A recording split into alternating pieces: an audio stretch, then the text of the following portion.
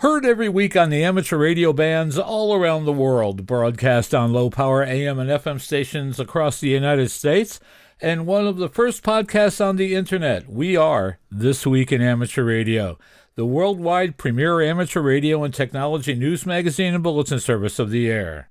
Here are the stories for release around the earth as we come to air with edition number 1400, our annual Christmas special of This Week in Amateur Radio. Use of IRCs, International Reply Coupons, are scheduled to end in 2026. The Australian Communications and Media Authority moves to stop illegal radio imports. The mysterious Russian UVB-76 radio transmissions are still on the air. Amateurs worldwide get access to IP addresses. Google is planning to build a new undersea cable system. The FCC is planning to delete several Part 97 regulations on February 10, 2026. A new technician question pool is released. $25,000 is up for grabs in the 2026 Student Coding Competition. New satellite tracking software is released. And a large holiday gathering in Minnesota is kept safe by local amateurs. We will have the story coming up in this week's report. These headline stories will come to you in a moment along with this week's special features. We'll visit with Bruce Page, KK5DO, and get an update from AMSAT and what's new with all of those amateur satellites in orbit.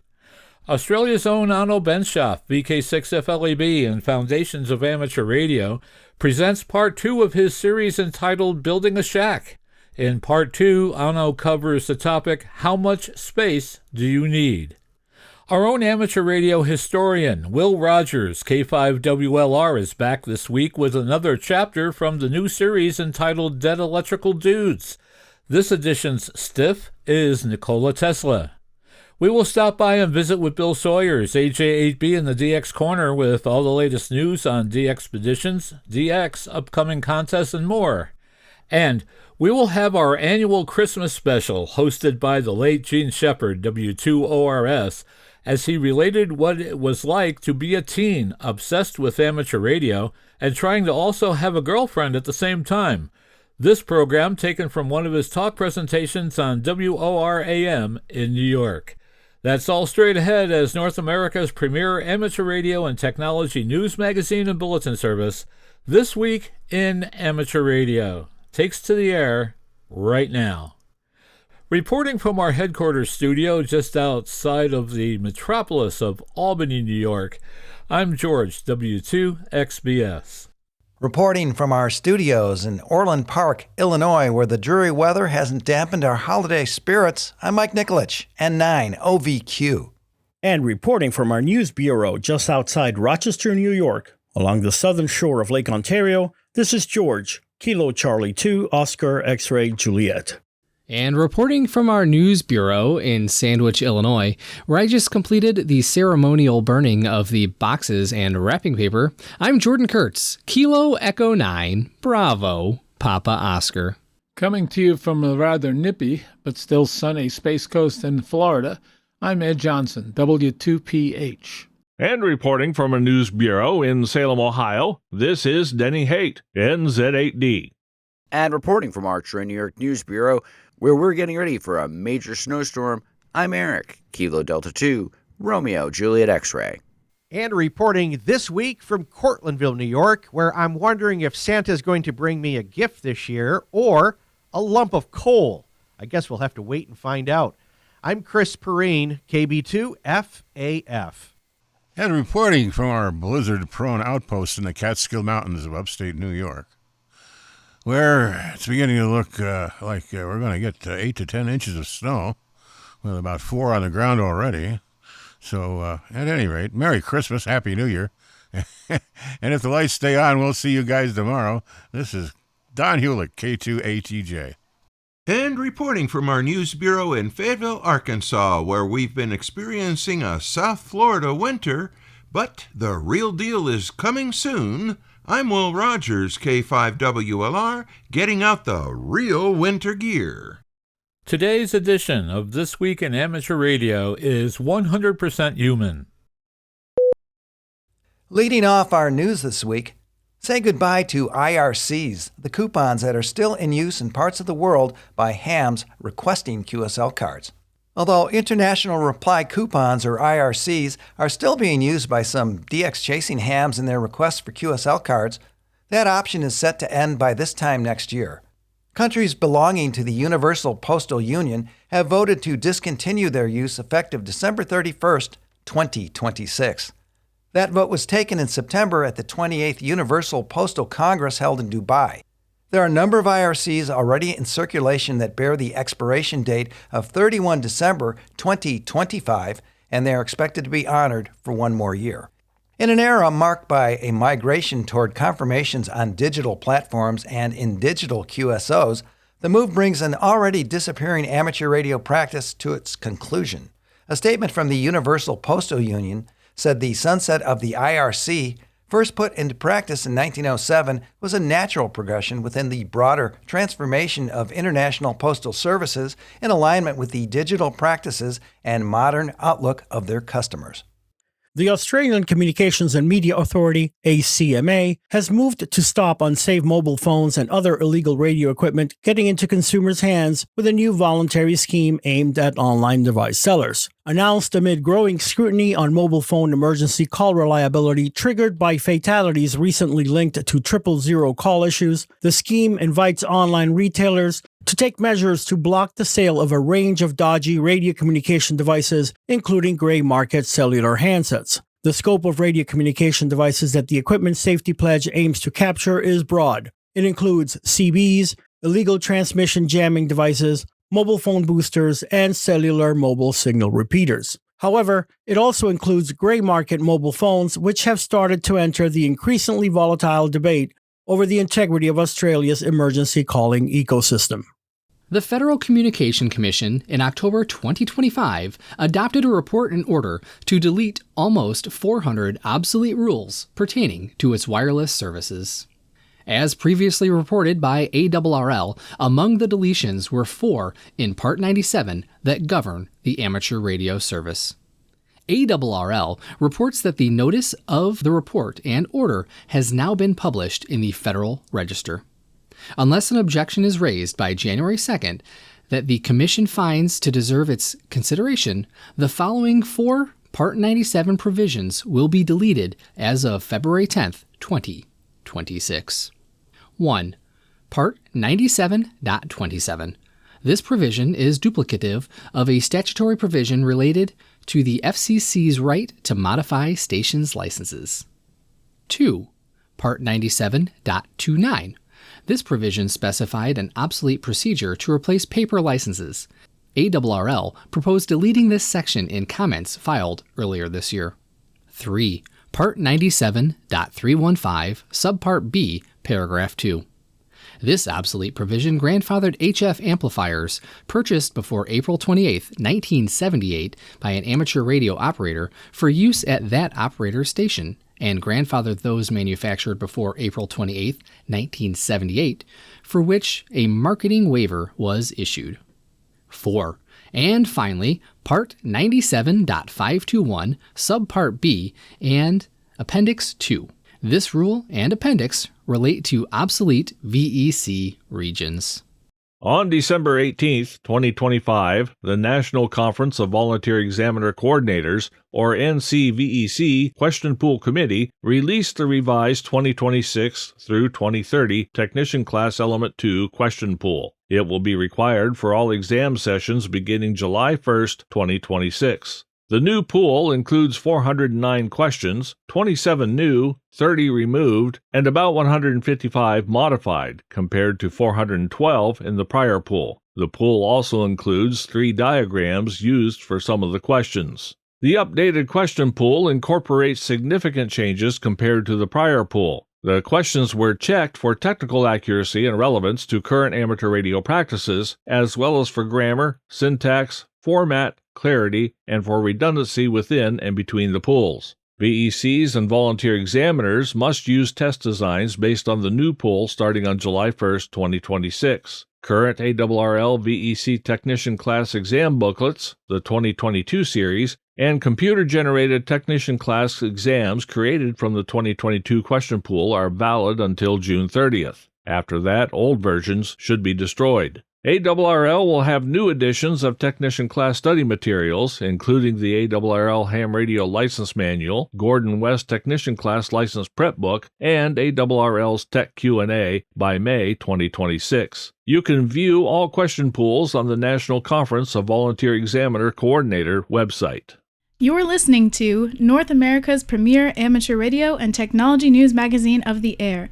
We are This Week in Amateur Radio, distributed worldwide at twiar.net.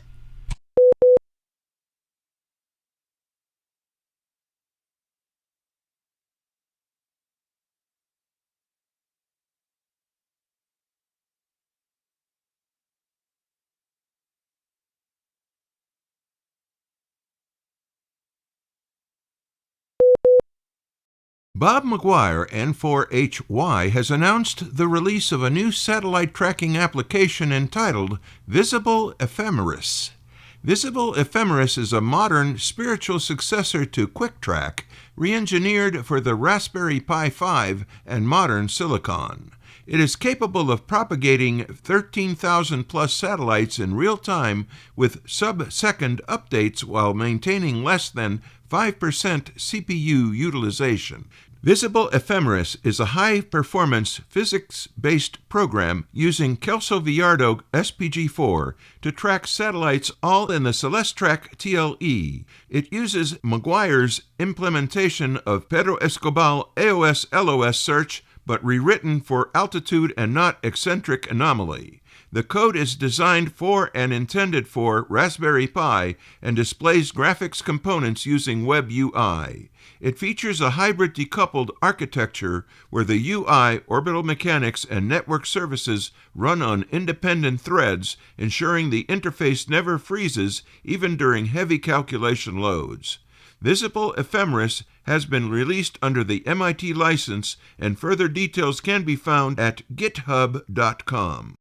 Pre-registration is now open for the ARRL Student Coding Competition, a new national challenge designed to engage young radio amateurs in shaping the future of amateur radio through software development. John Ross, KD8IDJ, has more in this special report.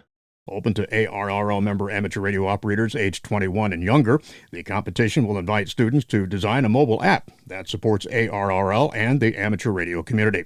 Cash awards totaling up to $25,000 will be presented to one or more winning entries.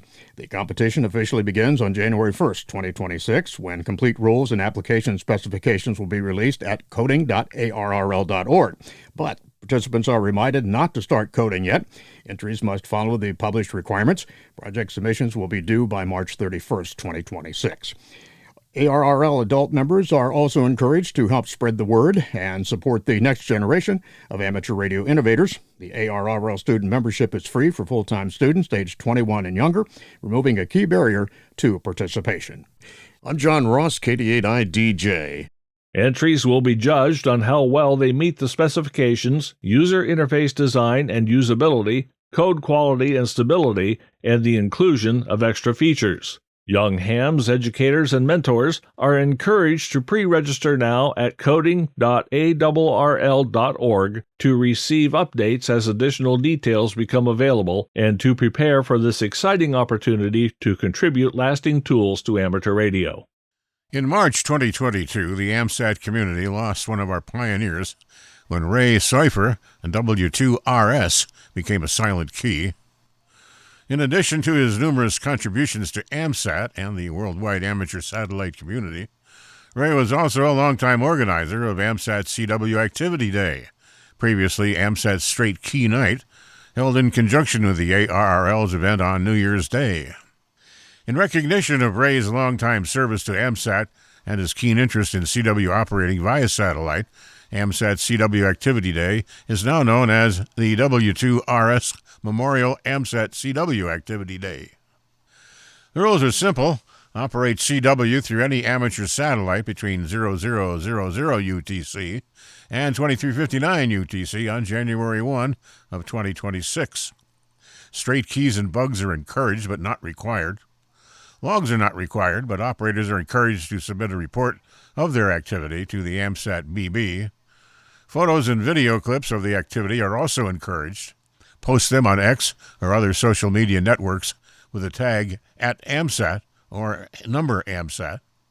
Remember to use the minimum power required for communications, as constant carrier modes, including CW, can disrupt transponder operations for other users. Early in the history of the Internet, the powers that be granted amateur radio operators over 16 million IPv4 addresses. Now a proposal has emerged suggesting that the same community be granted a substantial chunk of the IPv6 number space. The proposal to give amateur radio operators some IPv6 addresses emerged in an IETF draft that appeared in early November. It is not an official IETF position because anyone can propose a draft policy. Sole author Preston Lewis Ursini, who operates the Paducah Internet Exchange in Kentucky and participates in Internet policy development processes, points out that the amateur radio operators need an addressing system, and the IP4 block assigned to the community has done the job for years. Meanwhile, ARDC, the Amateur Radio Digital Communications, has launched 4Net Connect, a new portal designed to make it easier for ham radio operators to gain access to and experiment with the subnets of 44.0.0.0/8 IP address space. Through the portal, hams can apply for VPN access to 44Net, which comes with a dedicated 44Net IP address. Tunnel services are provided through WireGuard, with options to add IP networks and autonomous system numbers. Proof of ham radio license is required. Hams can get started at connect.44net.cloud. An overview of 44Net is available on the 44Net wiki. In Russia, their mysterious doomsday radio station has sent out another series of ominous messages, sparking fears in Europe that the nation is preparing for a broader war. The radio channel, known as UVB-76, broadcast multiple transmissions in code last week, sending 3 signals on Monday, followed by 8 more on Wednesday. Each of the cryptic messages featured a set of numbers and letters, including complete code word. As many as 15 secret messages have been heard by listeners. However, their meaning and intended recipient have remained a mystery.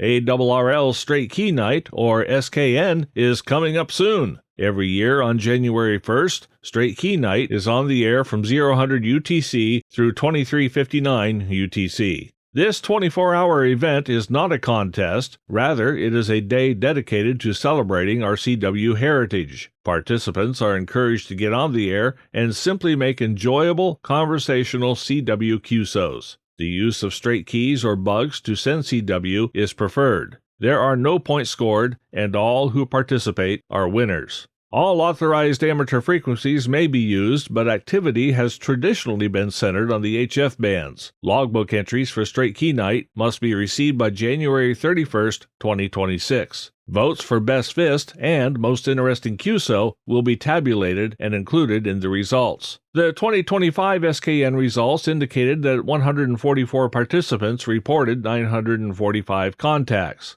While many were seasoned CW operators, some participants noted that they made their first CW contacts in many years during the 2025 event. All you need is your favorite straight key or bug. Many participants dust off vintage radios and keys and put them back into service each year just for this event. So get your fist ready, grab your key, and enjoy a fun New Year's Day on the air. For more information, visit Straight Key Night on the ARRL website. A 2-day auction featuring hundreds of guitars and other memorabilia owned by longtime Eagles guitarist and solo star Joe Walsh, WB6 ACU, has brought in hundreds of thousands of dollars. The Life's Been Good Joe Walsh auction took place December 16th and 17th at the famous Troubadour venue in West Hollywood, California. Bidding also was held online. In addition to the guitars, the items that went on the block included motor vehicles, stage-worn clothing, recording equipment, keyboards, sales awards, amplifiers, furnitures, ham radio devices, road cases, t-shirts, and more. A portion of the proceeds from the auction will go towards Walsh's Vets Aid charity. The nonprofit disperses funds to various charities and organizations that support military veterans and their families. The item that brought in the money was a 2007 Ford Mustang Shelby GT500 sports car. The vehicle, which was owned and driven by Walsh, fetched $102,400. It had been estimated to sell between $70,000 and $80,000. Meanwhile, a 1955 Steinway & Sons grand piano that originally belonged to Les Paul sold for $57,600.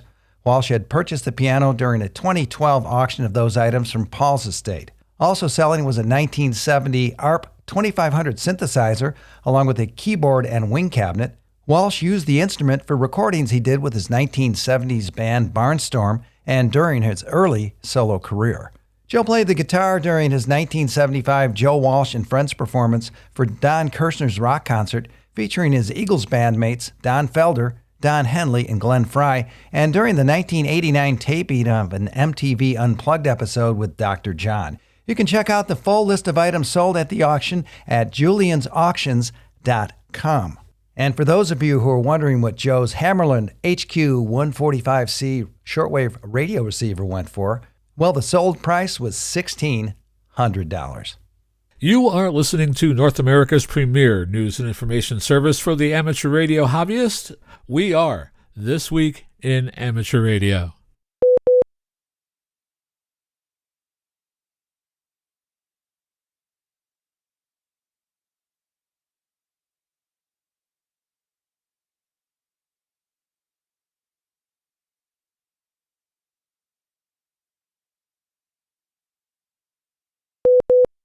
Are you an experienced operations leader who is passionate about delivering exceptional membership services and driving commercial growth? Or are you an advertising agent looking for a new opportunity where you can demonstrate your strong sales capabilities, excellent communication skills, and your ability to build and maintain long-term client relationships?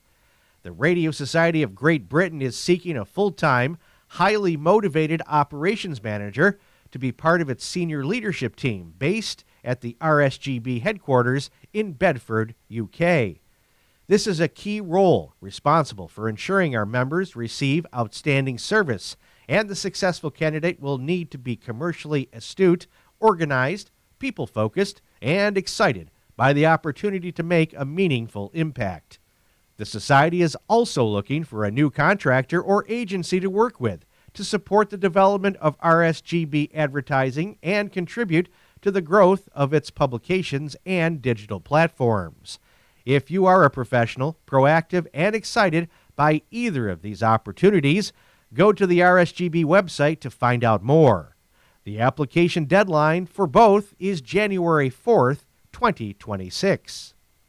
A reminder this week, don't forget the regional amateur radio educational event taking place on Long Island, New York, Ham Radio University, which, appropriately enough, is taking place on a university campus. Long Island University Post Campus will be once again hosting the all-day program on Saturday, January 10th. Now in its 27th year, Ham Radio University draws amateurs from around the region and also serves as the Long Island section convention for the ARRL. This year's featured speaker will be Adrian, Kilo Oscar 8 Sierra Charlie Alpha, who has been preparing for a return trip to Bouvet Island as co-leader of a 24-member team. The day's offerings will include 23 forums and, of course, a discussion about parks on the air, Morse code, and STEM education. The date is coming up fast. Admission is free, but a $10 donation is suggested.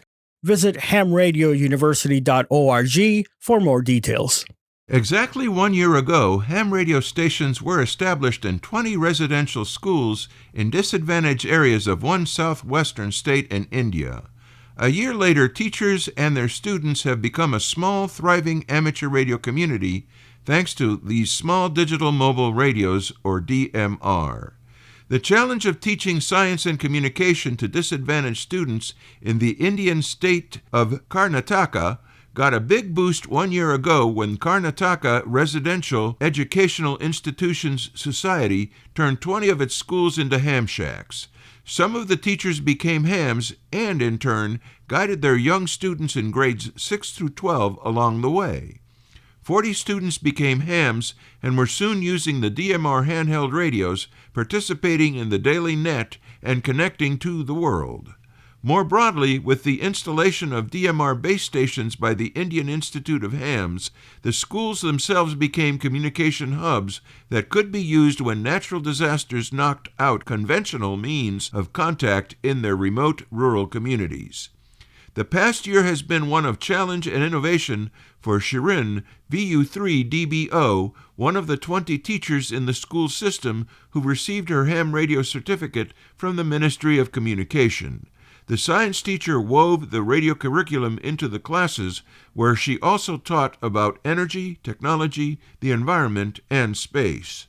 Perrine went on to say in an email that the hands-on STEM learning, the expanded communication skills, and the exposure to teamwork has sparked the students' curiosity and built confidence over the past year. She said amateur radio was a wonderful hobby, fun in a hands-on way. Google will build 3 subsea cables in Papua New Guinea, which is the largest Pacific island nation, said funded by Australia under a mutual defense treaty in a key upgrade to its digital backbone. Australian and U.S. military strategists view resource-rich but largely undeveloped Papua New Guinea as having a prized location north of Australia at a time when China is boosting its influence in the region. The $180 million-plus effort will link northern and southern Papua New Guinea and the Bougainville Autonomous Region with high-capacity cables, said PNG's acting Minister for Information and Communications. The entire investment, funded through Australia's commitments under the Puk-Puk Treaty, he said in his statement, referred to a mutual defense pact signed in October. Google said last month it planned to build a data hub on Australia's Indian Ocean outpost of Christmas Island, and another strategic defense location, with new cables linking the island with Australian cities hosting key defense bases also used by the U.S. military.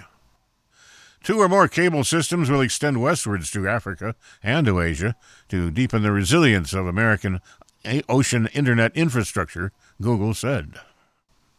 DXLook has released a new DRAP, or D-Region Absorption Prediction View, that helps amateur radio operators understand and visualize HF absorption caused by solar X-ray flares in real time. D-Region absorption is a major cause of sudden daytime HF blackouts, particularly on lower frequency bands. DXLook's new DRAP view presents existing D-Region absorption data in a band-aware geographic format, allowing operators to visually assess where and on which HF bands absorption may be occurring at a given moment. The DRAP view is primarily driven by official data from the NOAA Space Weather Prediction Center, using the global frequency for 1 decibel absorption product based on GOES satellite X-ray measurements. This dataset identifies for each region of the Earth the highest HF frequency expected to experience significant D-layer absorption at the current time. When NOAA data is unavailable or becomes outdated, DXLook automatically switches to a physics-based fallback model derived from real-time solar position calculations. The system clearly indicates when calculated data is being used instead of measured NOAA data, ensuring transparency for users. Absorption regions are displayed as smooth color-coded zones aligned with amateur HF bands, allowing operators to quickly assess which frequencies may be degraded. The DRAP view integrates with DXLook's existing MUF, spot, and propagation tools, helping users understand the full operating window between D-layer absorption at lower frequencies and ionospheric refraction limits at higher ones. The new DRAP view is especially useful for contest operators, DXers, and emergency communications groups assessing HF reliability during solar events, as well as for operators trying to understand sudden shortwave fadeouts during daylight hours. The DRAP view is now live and available to all users on dxlook.com. DXLook is a real-time HF and VHF propagation visualization platform built by amateur radio operators for the amateur radio community. It combines live reception reports, space weather data, and physics-based modeling to help operators better understand band conditions and propagation behavior worldwide. The amateur radio software developed by Jim Schaefer, KE5AL, gave hams who are blind the ability to control and monitor their HF rigs without needing a sighted person's assistance, providing the freedom of independent operating in their shacks. The retired IBM software engineer knew that operating challenge all too well as he was blind since birth. Jim became a silent key on December 2nd. According to his online obituary, the Texas resident died of complications from Parkinson's disease. Jim's well-known applications, JJ Radio and JJ Flex Radio, attracted attention for their promise of accessibility when used with many different radio models. His development of the free programs brought him to the attention of host Hap Holly, KC9RP, host of The Rain Report, which features an interview with Jim. Hap, who became a silent key earlier this year, had also been blind since birth, and like Jim, also supported the Handy Ham program, which trains and serves the community of hams with disabilities. Non-hams in Central Texas also knew Jim well for his other deep involvement. He was a versatile musician and popular fiddler in a number of music groups, including the Piney Grove Ramblers. Jim was 72. You are listening to This Week in Amateur Radio, available as an on-demand stream from Spotify, Deezer, and wherever podcasts are available.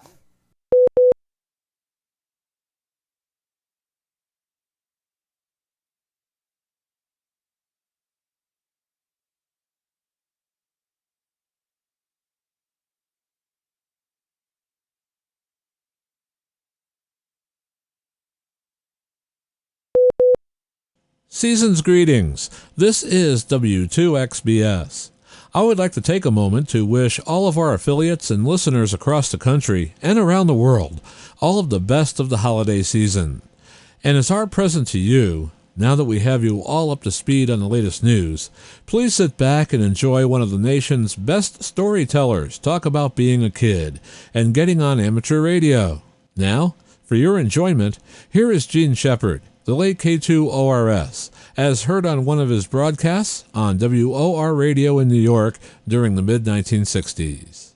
I'm for Gene Shepard, author, raconteur, and commentator on the contemporary scene. Here's Gene. I remember very cleanly and distinctly the excitement that Friday night meant. It's a fantastic, it always will, even to guys who are not in school, who are still not 15. Friday night is a special, peculiar kind of a dangerous night. And what it meant to me, I have to admit one terrible thing. At one point in my life, what it really meant to me was Friday night was the one night that I could keep my ham station going until dawn.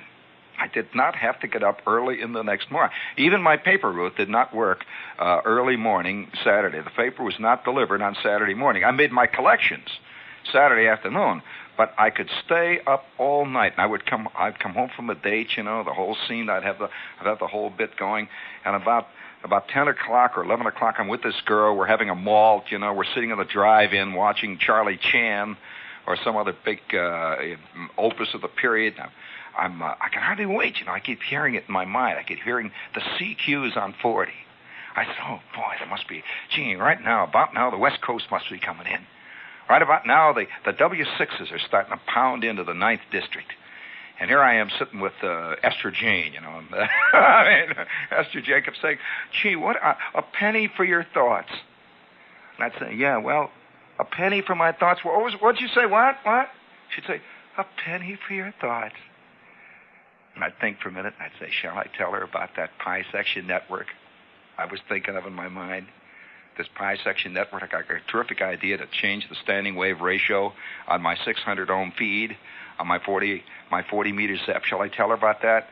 And then it would come out, you know, and I'd say, yeah, okay. And I'd say, you know, Esther, what I was thinking of, that there is in the handbook, in the ARRL handbook, there's a terrific section on pi section networks.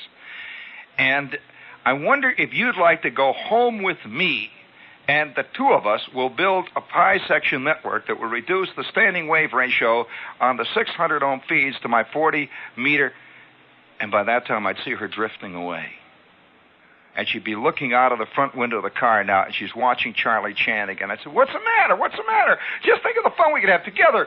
You could hold the solder, and I could take the soldering irons in. I'd say, give me the solder. Quick. Come on. Now put a plier down there. Hold it on that terminal there. Psst. Oh, boy, would we have fun." And there'd be this long, pregnant silence. And I recognized that once again Mighty Casey had struck out. And I could not, I knew then there were certain things that you just didn't talk to chicks about. Pi section networks, you do not discuss mercury switching systems with chicks. You do not discuss a Class C final with a chick. And you don't even discuss the ineffable mysteries of the universe of that kind with a girl. And I remember one period I was plunged into a profound funk, a real funk. And oddly enough, just the other night, I'm looking in the newspaper, I'm sitting there, and I'm down at the Horn and Hardart, and I got my egg cup in front of me and a big cup of Horn and Hardart's coffee, and I'm just casually going through the paper. And it was a paper that I found there. It was on somebody's table. I'm just going through it. And suddenly, Skip, a name hit me. A name just stuck right out of the headlines there. Now, we're used to big, regular names like President Johnsen, Dean Rusk, and Charles de Gaulle, Mickey Mantle and stuff. It was a name? I says, no, it can't be. It can't be. And it was an obituary. And sure enough, there it was, the name of a man who probably nobody in the entire Horn and Hardart, probably, I would say, anybody on 6th Avenue at that moment, sitting in coffee shops, sitting in H&H's, and sitting in Bickford's, wherever they might be, if I ran from one of those tables to the other and says, look who died. Look at the name. Do you remember the name? The name would mean nothing to them. To how many of you does the name Heising mean anything? Did you ever hear of Heising modulation?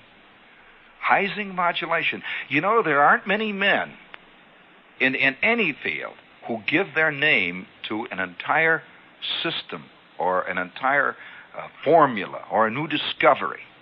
Like the Salk vaccine. We all know the Salk vaccine.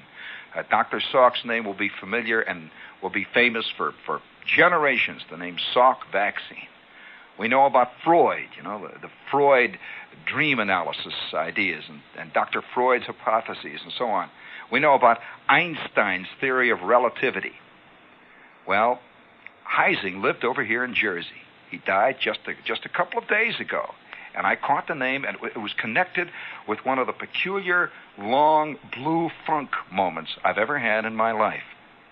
The Heising system of modulation is a system of AM amplitude modulation. Now, you're listening to me, in most likelihood, if you're listening to 710 on your dial, I know you are, you're listening to amplitude modulation.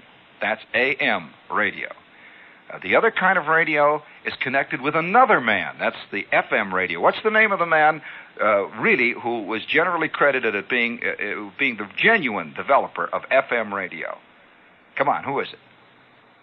What kind of an engineer are you, for crying out? You know who it is. Why, he was there. Isn't that sad? The great men of our time, hardly any. Major Armstrong. Oh, for heaven's sakes. He also was involved in the superheterodyne theories. That's another thing. There was a great man. But the name Heising, it became so mystical, so involved in my life, like a Colpitts oscillator, for example. I wonder if old man Colpitts, who invented a certain type of oscillator, knew that for years and years and years there would be a little diagram in question and answer manuals, in ARRL handbooks that would say Colpitts oscillator. Now, I'm not talking to you about radio here, so don't get bored here. I'm talking to you about something else. Can you imagine your name, let's say Witherspoon or Oschenschlager? Let's say if there were textbooks to be printed for 100 years from that, and it would say Oschenschlager's Law of Rottenness. And forever and ever, people would know the name Oschenschlager, and it's not even a man anymore. It's just a name. It's a name. Heising was not a man to me, and I was astounded to find a Mr. Heising died. And I read the obit, and it was the one. It really was the Heising who had created this system of modulation. Well, let me tell you, speaking of bad modulation, this is WOR AM and FM New York. Now, I'm not going to go into a technical description of what the Heising system of modulation is. I could go into that. That's for next semester. We won't do that tonight, but I will tell you this, that I am now on CW. See, I'm a kid. I'm about 14 years old. I'm a ham. And my whole life is connected with this stuff. And of course, I was also involved in other things, like I'm playing football, and I'm playing second base, and I'm going out with Esther Jane Alberry, and I'm going out with Dawn Strickland, and I've got all the chicks going. You know, the whole scene is a gigantic fruitcake of existence. And connected with all of it, of course, and somehow weaving through it in this tapestry, was this thing of back home in the front bedroom, my shack. And this was my special place, my shack. And the day bed is over here, and the windows are over here. And the shack was a bedroom we did not use. It was my shack. And I had this old table that I had bought from the Salvation Army for $1. And I'd cleaned it, and I'd put Formica on the top of it and polished it. I had a little vise on the side of it, you know, and I had the desk drawers all cleaned out, and I had compartments in there where I had resistors and condensers, and I had the whole scene. I had a clipboard off to the left where I kept my log sheets and my plate readings and my grid drive readings and all that. And I had a rack. I had a 4.5-foot rack that I bought. I bought it in an old used radio store, a place where you buy old radio junk, you know. And I bought this rack. It was a big 4.5-foot rack, and it had big 19.5-inch panels across it. And in it, this big 4.5-foot rack, which is a great big piece of iron, I had a 10-watt transmitter. That was the joy, the light of my life. It was CW, and every night when all the other kids, you know, were sort of just hanging around the living room and walking around picking their teeth and crying and whining and looking out of the window and yelling down the hot air register, you know, stuff that kids do, I would be in the front bedroom in my shack with my key. We'll be back with more of Gene Shepard, the late K2ORS, as heard during the mid-1960s on WOR Radio in New York, after we pause 4 stations on the network to identify. You're listening to This Week in Amateur Radio on the W0KIE Satellite Radio Network.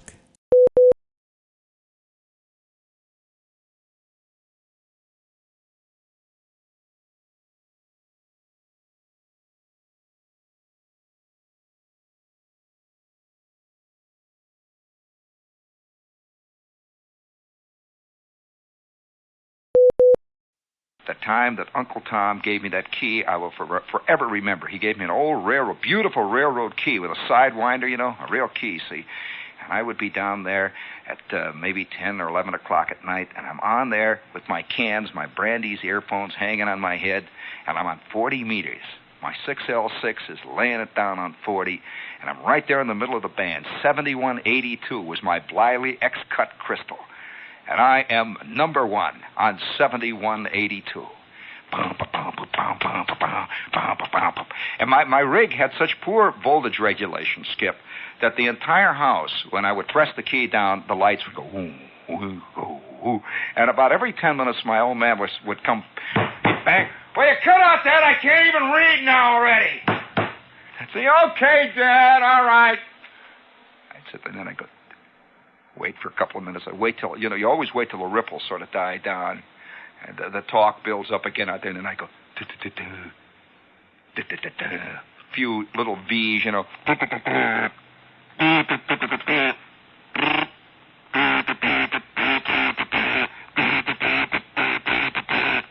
I am laying it out on 40. So this is my whole life. I walk around the streets with Esther Jane or with Helen Weathers or with Dorothy, or one of the chicks I was going with, and I would hear a horn. A car would go past, you see.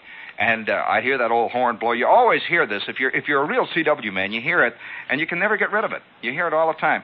I stand next to subway trains right now on 59th Street, and they come along, you know, and I hear the doors rattling and everything, and I hear them. They say things in code. He goes past roaring out a CQ, you know. It's the double A train. I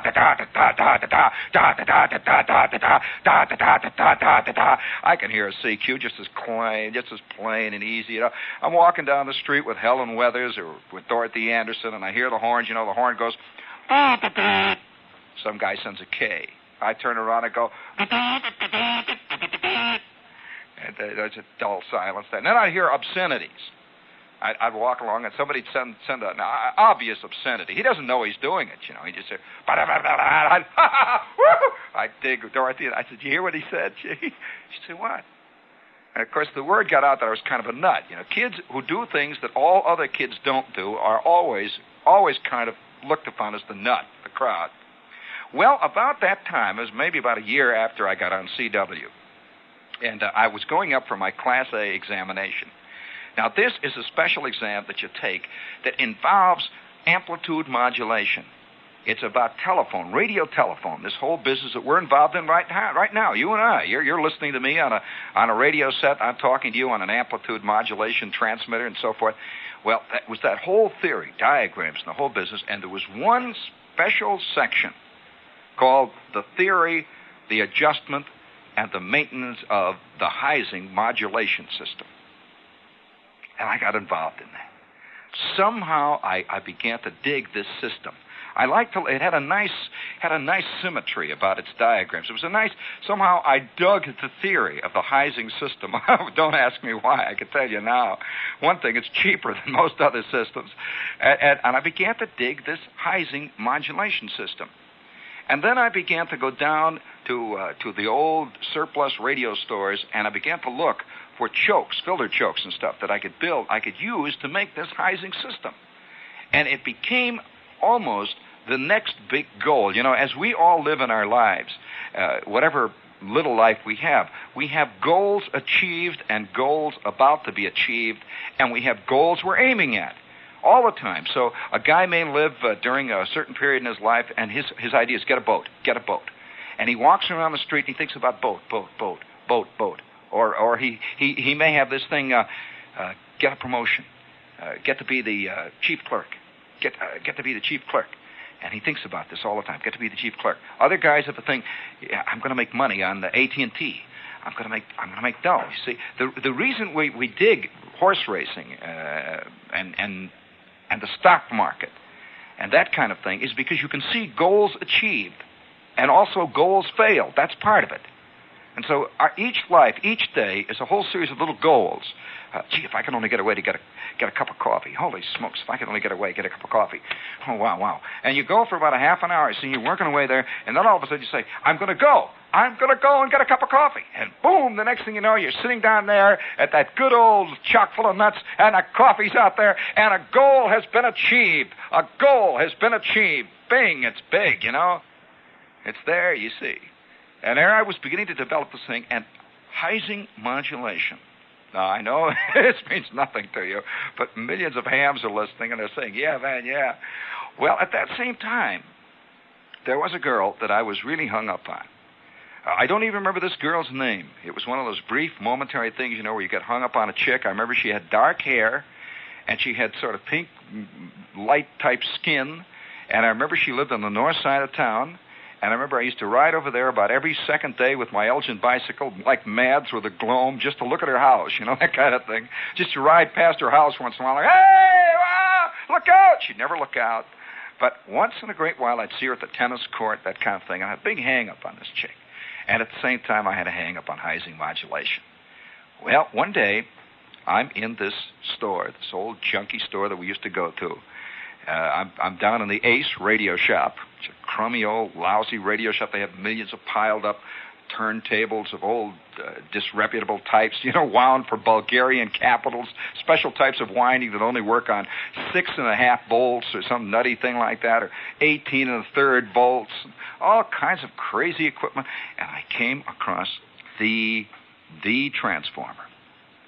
It was perfect for my Heising modulation. Well, I had about $1. That was about as much as I could go.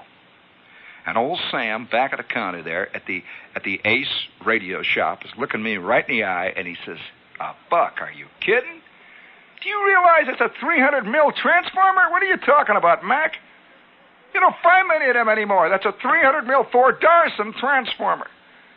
And I'm there, confronted with it. Well, that night I had a date. I had $1. This son of a gun wanted $2.50 for this transformer. Now, I had probably a total stake at the time of about $3. of which $1 was to go for a transformer that day, or something else. Maybe I wanted to buy whatever I was going to get. It was going to be $1, see. I figured $2, well, we'll go down to the Orpheum, me and this chick. That'll leave us enough to get a hamburger over at Miner and Dunn's. And, well, you know, it'll work out pretty good. I'll maybe squeak by with an extra quarter or two. I had it all figured out. Well, Sam looked me in the eye. I looked Sam in the eye. And right there on that counter in front of us, it was laying right there. Now, this is the curse that all men have had to face all their time. All men I know. Is it going to be a boat? Or? Oh, yes, indeed. I don't think chicks have these kind of decisions to make quite as often as men. They may in the future. But men always have these little things, you know. They do. They have to decide whether or not to be a social animal or a rotten, crummy, selfish animal. Now, usually they devise it in such a way in their mind to be both.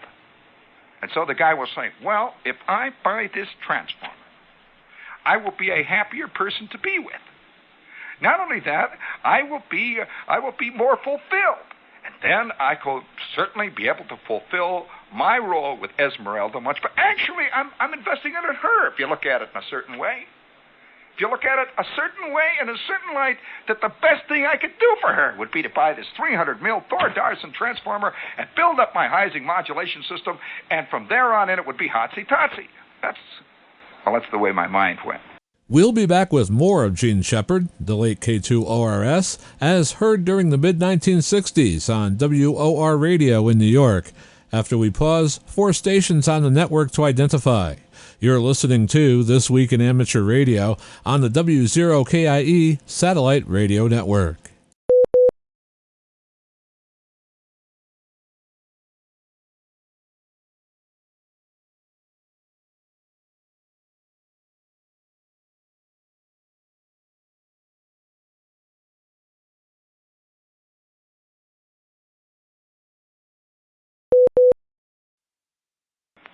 So 5 minutes later, I am going home with this big transformer under my, that excitement, you know. I had all the other stuff, you know. I was all ready to go. And that afternoon, I'm building and soldering, getting this thing going. You know, I got the diagrams out, and I'm working down the circuit values, and I'm hinching a little bit. You know, I got a couple of things where it says 0.2 microfarad condenser. I got a 0.1. You know, little things like that all the way down. I'll make it work. You know, the resistor that it should have been, let's say, 1,500 ohms. I had one that was 2,700 ohms. You know, that's close enough for jazz. You know. So well, anyway, it's now about 5 o'clock or 6 o'clock thereabouts, and I have built my first modulator. I don't know whether you know the excitement, friends. I don't know how I can transmit this to you. Of going on the air for the first time on your transmitter. Now, I'm not talking about CB. This is nothing. This is kid stuff. Come on. None of that junk. And by the way, many people today confuse amateurs for CBers. They're totally different animals, completely. There is no parallel between... a CBer bears about the same relationship to an amateur as a little grandmother riding along the West Side Highway in her 47 Plymouth bears to Sterling Moss. It's about the same, isn't it? Roughly, yeah. They ain't at all the same thing. Don't confuse them at all. And so I've got this Heising modulation system all done. I've got a 6L6 tube in the final. I got a dummy load on it. And I'm all set to try it out, test the whole thing out. I got the microphone. I got a single-button carbon mic. Put the gain on, turn it all on. And then I stand back with the mic, and I'm ready to go. And I've got I was using to test my modulation system, I have a 2-watt neon bulb, which I could see it was about as close. And, of course, I had a milliammeter, I had an ammeter in the plate and so on. And so she's heating up. Slowly, I apply the plate voltage. I had a variac, and I'm applying the plate voltage to my final. She's now up to 700 volts.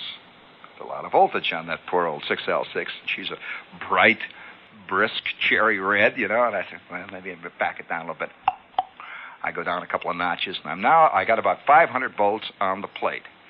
And then I switch in my Heising modulation. And there's one moment, just a moment of pause, when suddenly, without any warning, it goes... I get this fantastic chatter in my transformer. I back it down.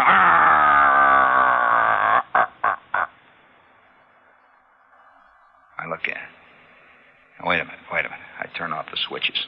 Get out the diagram. I'm checking it over here. Check. Everything checks out. Yes, indeed. Let's see here. Well, maybe I had just too much gain on the input there. Maybe she was overloading. Motorboating. That's it. She's probably motorboating. So I turn it on again. I stand back and wait. And everything in my 6L6s glow this nice cherry glow, and I turn up the gain a little bit. Hello. 1, 2, 3, 4. Hello. Hello. Ooh, for crying out loud. I back it down a little bit. Hello. By the way, Mr. Heising was doing this to me, in case you don't know it. The man who just passed into the great beyond over in Jersey. Hello. And it was the first time that I'd ever encountered one of the major curses of mankind, downward modulation. Now, that means nothing to your friends. Except, suffice it to say, that when old Shep talks to you here, the transmitted signal of WOR goes up. As my voice goes up, the transmitter, the signal goes up. Well, my transmitter was working the opposite. As I would talk into it, it would go down. And I'm holding the thing up there. Hello.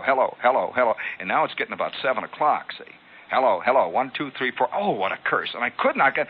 And by that time, I decided, well, there must be something wrong. I'm not checking it right, so I'll call CQ. Hello, CQ. And I'm tuning back. Hello, I'm on 160, in case you're interested in the band. Hello, CQ. Hello. And I stand by. And immediately a guy comes back right on the frequency. Gong! W9QWN. Hello, fantastic signal. W9QWN. This is W9XXX standing by. Do you hear me, old man? W9XXX, yeah, this is W9QWN here. You're Q5R9 plus here, old man. The handle here is Shep, SHEP, Shep.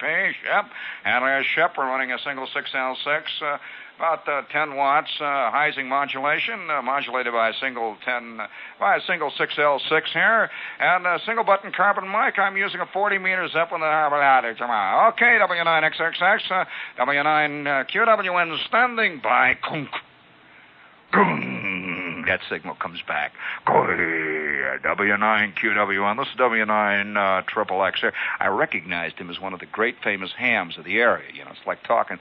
It's like if you're an aviation nut and all of a sudden you're hooked up with Lindbergh. You know, and you're down at the flying club and you two are discussing flying together. You know, and he comes back to me and he says, "What'd you say the handle was? I don't remember working you before. I just thought I'd call you. You're messing up the band." You're lousing up the frequency here. It sounds to me like you've got a little downward modulation, and I don't think you're final. It sounds a little bit like you have a lot of parasitics there. And not only that, it sounds to me just a little bit like your neutralization is way off, man. Just thought I'd call you. I didn't want to get involved in any long rag chew. You better look into it, old man. And I'm going to QRT now. I think I'll pull a switch, and don't bother to come back. You sound rotten. Don't bother. Come back, old man.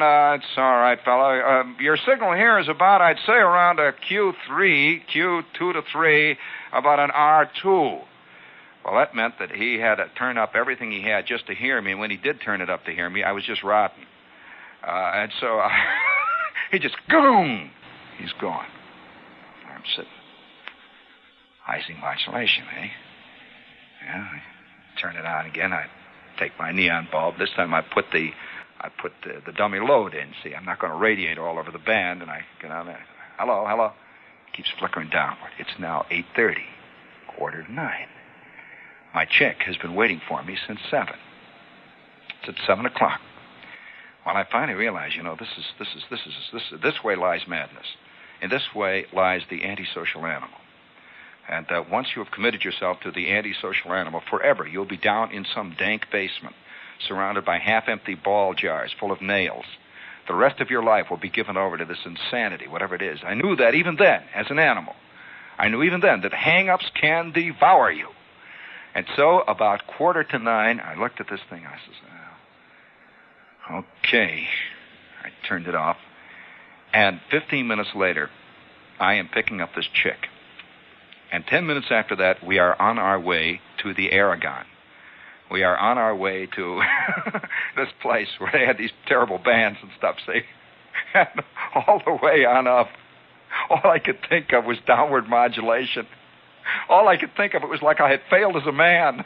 I wonder, it's too bad that Tennessee Williams doesn't write plays about the things that really get guys going, that really get guys hung up. I have known guys for 2 solid years to be eaten up inside. I mean eaten up. Where they yell at their chicks, they threaten to kill their daughters, they take a shot at their boss because of one thing, they get rotten gas mileage. They're getting 8 miles to the gallon. And it burns them up every time they go into that gas station. You know, they bought this monster, and it takes 14 gallons of gas just to get to town and back. It's like Ahab and that whale, you know. And so we are on our way to the Aragon Ballroom. Well, have you ever danced with a chick when you got a Heising system of modulation on your mind with downward modulation and also a bad problem with parasitics? All the time I'm hearing parasitics in my mind. And parasitics are awful things. They're like little, well, when you hear parasitics on the air, you know it. It's like a swarm of awful, angry, sort of somehow debauched, erotic locusts. They surround your signal. It's a fuzzy signal. If you could tune past WOR and it sounds like a shaving brush that's been drinking, that would be like my signal was on 160, and I'm bugged. We'll be back with more of Gene Shepard, the late K2ORS, as heard during the mid-1960s on WOR radio in New York, after we pause 4 stations on the network to identify. You're listening to This Week in Amateur Radio on the W0KIE Satellite Radio Network.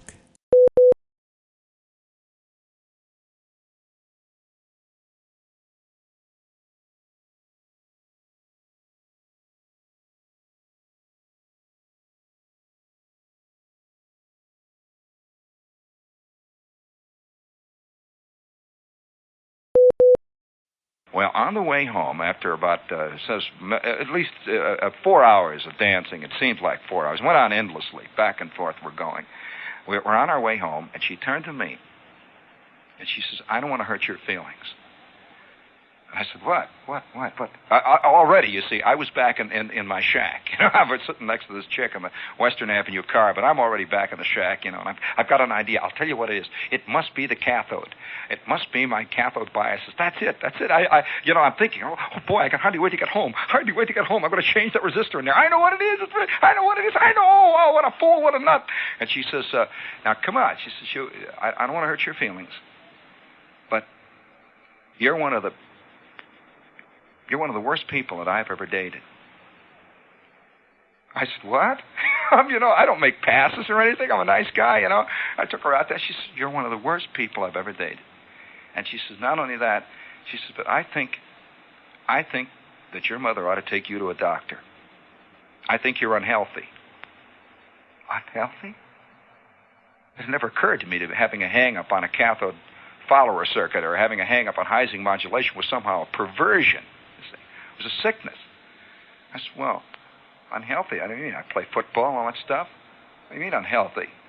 Now I'm getting a little bugged with it. What do you mean unhealthy? Anybody with the kind of skin you got should holler about unhealthy, for crying out loud. She says, well, I don't care. She's bugged. Oh, a woman scorned even at the age of 14 is hell on wheels. That's all I got to say. So I'm saying, well, what do you mean unhealthy? She says, well, I don't think you even talked to me once tonight. I said, what do you mean talk? Didn't I buy an orange drink? I bought you knee-high. I talked. I said, I asked you if you wanted another one. I remember that. I said, it was fun. I remember telling you it was fun. She said, you did not talk to me once all the time we were at the Aragon. Long pregnant pause. I said, what am I going to talk to you? What? Do you know anything about downward modulation? She says, what? I said, well, I've got worries. I'm worried. Can't you tell I'm worried? Nothing is more worried than a guy who is building something and it hasn't worked. I can tell you this, it drives you out of your skull. I said, I'm worried. And we rode all the way home on the Western Avenue car in silence. Got to the end of the line, took her home, says goodbye. Just goodbye. That was the end of that. I took off like a big speckled bird. I'll tell you, I didn't think of her 8 seconds off. I'm over the privet hedges. I'm going, I'm flying all the way home with my wings going, wow. Woo, up the front porch. Boom, in, pow, into the front bedroom. Goom, goom, goom. The switches are going on. The old man sitting out in the front room there listening to the A&P Gypsies or something, and I got all the switches turned on, everything going, waiting for it to heat up. I got the soldering iron heating up, and I've got the solder out there, and I have got that 2 microfarad condenser, which I should have put in the very beginning in the cathode. It hit me halfway through Red Sails in the Sunset. What the problem was. Halfway through, I says, what's the matter with me? I got a 1/10 condenser in there. It should have been at least a 2 microfarad. I'm soldering this thing up, Boy, I heat this baby on. There, I got the microphone going. Dummy load. All right, let's see. Putting in a little grid drive there. Now she's doing real good. Ooh, bah. I tune the final plate. Ooh, what a dip. I'm tuning that final tank now. Ooh. Yeah, advance the gain a little bit here. Hello, 1, 2. Oh, what a beautiful sight. What a beautiful sight. My milliammeter in the final plate is ticking up ever so slightly. Ting, ting, ting, ting. Up, she's working perfectly. I take my neon bulb. Hello, 1, 2, 3, 4. Hello, hello, hello, hello, hello, hello. 1, 2, 3, 4. Hello. Beautiful envelope. Magnificent signal. Pow. Out comes the dummy load. In goes my 600 ohm ZEP feed. Boom, boom. I'm tuning her up. Oh, man. Up to the full 10 watts. Hello, 160. Hello, hello, hello. Hello, hello. Hello, CQ. Hello, CQ. Look at that meter flicking up in there now. Look at it. Right behind your head, Skip. Look at that beautiful sight. Hello, hello. Hello, CQ. Hello, CQ. Hello, CQ. Calling CQ. I sat there until I was red in the face calling CQ. This is W9QWN calling CQ and listening. I developed that real snotty way, And listening, come in there, boom. I'd wait. Of course, the band was one solid mass of heterodynes. I could hear nothing. Just whoo, all the big timers are coming in. It's late at night. And then finally, about 1 o'clock in the morning, I hear this guy calling, hello, W9QWN, W9QWN. This is W8LFD in Cleveland, Ohio, calling, hello, hello, hello, W9. Oh, fantastic moment of total joy. You know how the guys who have reached the top of Mount Everest feel? I know that feeling. I know that feeling of standing on the top of a glacier, looking out over the Himalayas. Nothing but achievement. You can't go anywhere after this. There I sat that night, working guys all over the Midwest with my 10-watt Heising system of modulation. And it wasn't until there was a postscript to this. Years later, I am out of the Army. Years later. Oh, boy, long time afterwards. I am going through a department store. I am home about a week and a half, and I still got my uniform on. And I'm going through a department store in Chicago, and who do I meet but that girl? That same girl. And she's working in one of the big stores. In fact, she was working in Carson, in case you're interested. And there she is. And I couldn't remember the chick's name. And she couldn't remember my name. And she was behind a counter.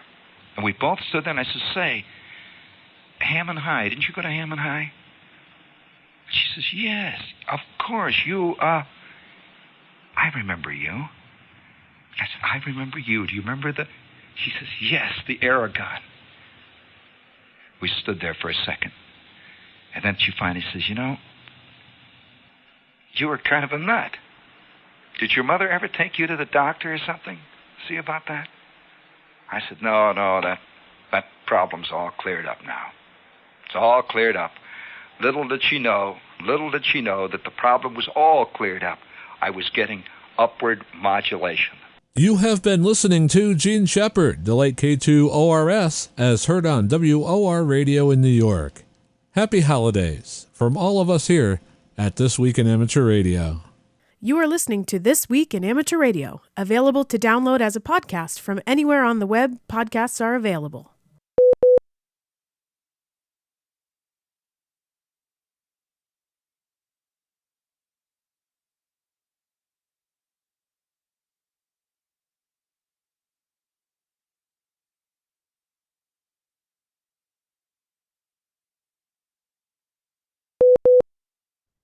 Hello and welcome to the final DX Corner of 2025.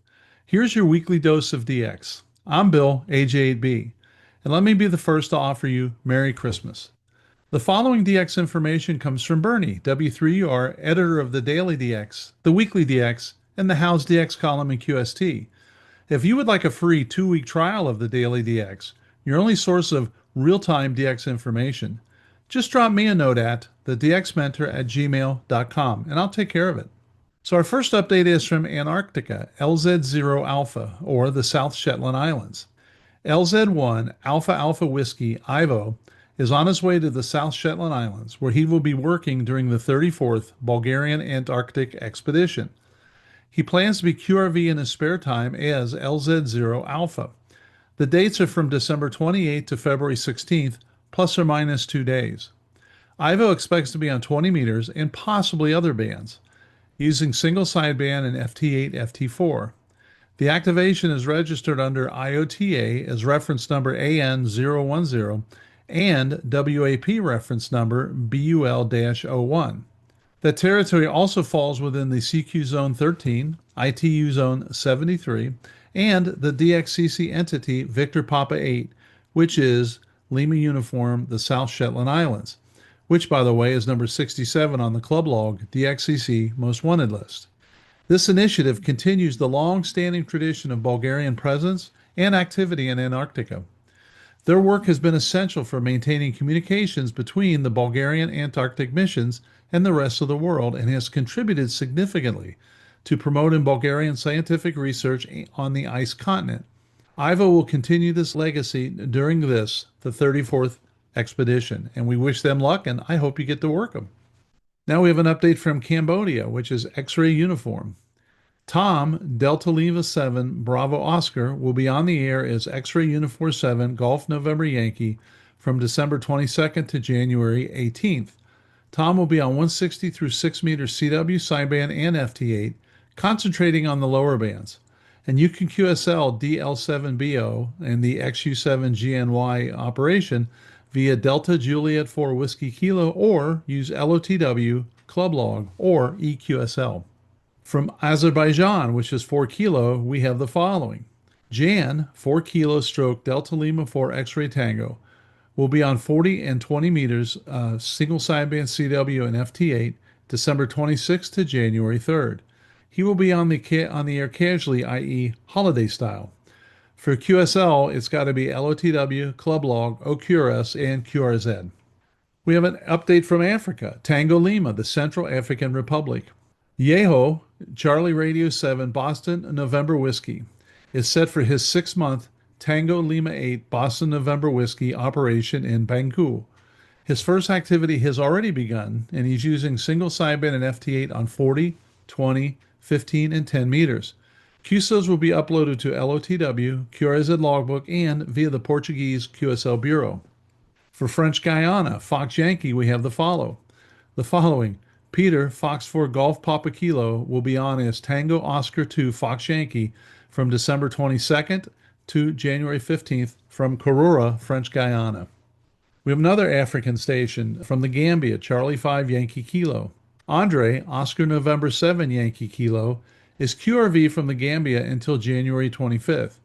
He is operating as Charlie 5 Yankee Kilo on sideband, RIDI, PSK, FT8, FT4, and some CW on 20, 17, 15, 12, and 10 meters. QSL only via LOTW, EQSL, or direct to ON7YK. He posts his logbook on his website. From Serbia, YU, or Yankee Uniform, we have the following. In celebration of IARU Region 1 Young Radio Operators Month, Serbian amateurs may use the special call signs YT25 YOTA and YU25 YOTA throughout December 2025. That only comes around once in a while, so if you need that prefix or you want to get it, it's a good time to get it. K4DMN Darren will be active in holiday style from December 23rd until January 1st from St. George Island, which is NA-085 activation ID. Activity will be on 80 through 10 meters using mainly FT8. A side trip to Dog Island and St. Vincent is possible, so you should stay tuned. QSL via LOTW and Club Log. And I mentioned at the beginning that W3UR is the only way to get real-time updates, and this would be a great example. If Darren decides that he is going to Dog Island or St. Vincent, typically they'll notify Bernie, and Bernie will send something out. So as you start getting higher in the band slots and the worked countries, you need more real-time information, and that's the way to get it. So for Monaco, which is 3 Alpha, we have the following. Call Mike Mike 0 November Delta X-ray and Steve Mike Mike 0 Sierra Alpha Juliet will once again be QRV as 3 Alpha stroke MM0 NDX and 3 Alpha stroke MM0 SAJ from December 30th to January 3rd. QRV on various bands and modes. The main focus will be on the low bands in their evenings. QSL both calls to Echo Bravo 7, Delta X-ray, and LOTW. From Cape Verde Islands, we have the following, which is Delta 4. Benny, HB9 HNT, will operate under the call sign Delta 4 November Tango until January 1st of 2026. From Greenland, which is Oscar X-ray, we have the following. Michael, whose call sign is Oscar X-ray 3, Mike Charlie, operates out of the Pituffik Space Base in northwest Greenland. His upcoming assignment runs from December 29th to February 25th, 2026. Michael is most active on weekends starting around 0400 Zulu and sometimes works radio in the evenings after 2100 Zulu. Michael likes to work HF sideband on 160 through 10 meters. You can QSL the OX3MC operation via the Dutch OZ Bureau, and he does not use electronic logging. From Azerbaijan, which is 4 Kilo, we have the following. The 4 Kilo Oscar Tango de-expedition and contest team with the Azerbaijan Radio Amateur Society will conduct the first Parks on the Air activation from Shangdag National Park, which is AZ-0006 in Azerbaijan. The event takes place from December 29th to December 31st, 2025 on the 17-meter band, sideband, from Grid Square LN41CH. The DX Metra features a new YouTube episode this coming weekend, a discussion with Carlo, Italy Kilo 1 Hotel Juliet Sierra. We discussed the WWA 2026 contest. This is a great event, perhaps the best kept secret in contesting. Check it out and let me know what you think. And if it's something you want to look at, it starts January 1st, so you want to get ready. If you want to follow all the latest DX podcast and YouTube releases, you should check out the DX Mentor Facebook page and subscribe to be kept up to date on all of the DX activities. And I always ask you to please subscribe to the YouTube channel as well as the podcast. So we have a new award from the ARL in our contest update section. In 2026, to commemorate the 250th anniversary of the signing of the Declaration of Independence, the ARRL is launching the America 250 WAS Award, a special Worked All States challenge. To earn this award, participants must confirm two-way contacts with all 50 U.S. states via Logbook of the World between January 1st and December 31st, 2026. There will be special endorsements for contacting W1AW portable stations in each state, achieving triple play, which is all three modes, CW, phone, and digital, and making contests with ARRL-affiliated club call signs. Only contacts confirmed through LOTW account. The award is eligible for purchase and is designed to encourage club activity and celebrate this national milestone. And if you want to do some operating, but you're not a league member, you can still join LOTW and create an account. You can't use it for anything, but you could upload it for the rest of us, and we all appreciate it. Until next week, this is Bill, AJ8B, saying 7-3, and thanks to my XYL Karen for her love and support. I hope to hear you in the pile-ups. Have a great DX week, and I'll see you in 2026. We pause for stations along the network to identify. We are This Week in Amateur Radio, your amateur radio and technology news magazine of the air, available as a podcast on iTunes, Google Play, iHeartMedia, and Spotify.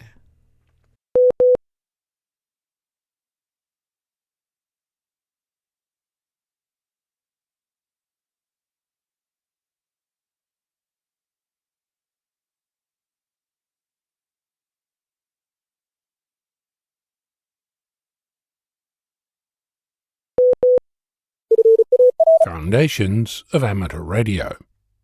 When you start on the journey of putting together a shack, in whatever form that eventually takes, you'll need to figure out how much space is required. Of course, no matter what you choose, it's never enough, but you have to start somewhere. Ultimately, a shack is a work in progress. As an aside, I'm using the word shack, but that is really an amateur concept. So we're not necessarily talking about a plot of land with a wooden lean-to cobbled together from bits of wood collected from your beachcomber days. Not that it can't be that, but it doesn't have to be. As I've said, my shack is a wooden trestle table. I know shacks that are a dedicated room in a house, a converted garage, a garden shed, a warehouse office, a radio station, an outbuilding, several scout halls, demountables, a converted passenger bus, and plenty more. In this context, in referring to shack, I mean the place where my radio lives when I get on air to make noise, but shack runs off the tongue a little easier. Budget aside, in order to attempt to quantify your space requirements, you need to figure out what you're going to do with it. This perhaps sounds a little ludicrous since the answer is amateur radio. Duh, obviously. Okay, so here's some questions. Does amateur radio for you mean any of the following? Operating the local repeater, HF radio, solo or with visitors, listening to multiple stations, operating multiple bands simultaneously, computers, Morse code, contesting, soldering, building, experimentation, and plenty more.